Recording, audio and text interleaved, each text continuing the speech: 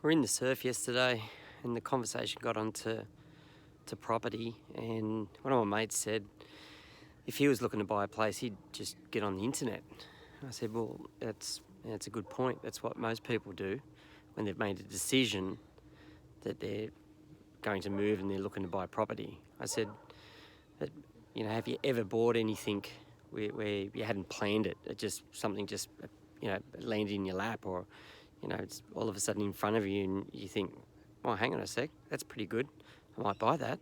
And next minute you've bought it. And he said, well, yeah. And I said, well, give me an example. And he said, well, one of the last surfboards he bought, actually, he hadn't planned it, but all of a sudden there was an offer from one of the suppliers, surfboard suppliers that he likes. It was a good deal, and it came up on his social media feed, and next minute he bought it. And I said, well, there you go, it's a good example. So, people that have made a decision to buy, sure, most will go online just to have a look at what's around. They'll research the market, and they'll get to know prices, and finally they'll end up buying something. We call them an active buyer. And they're very logical as well, because they'll do their research, they'll do their due diligence. I said, but what about the people that don't know they're going to buy? And he said, well, okay, explain. I said, well, just like you did with the surfboard, people do the same thing with houses as well. All of a sudden, something appears. It could be something in a letterbox or in the local paper, and more so these days, it's on their mobile phone or on their computer.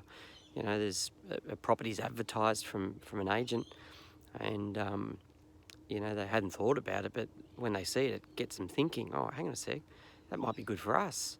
Maybe we might go and check it out. And this buyer's not someone that's done their research, done their due diligence. They're more of an emotional buyer, as opposed to a logical buyer. They go along, they check out the property, they like it, and all of a sudden they've bought it. And this sort of person is a buyer that's so important to include.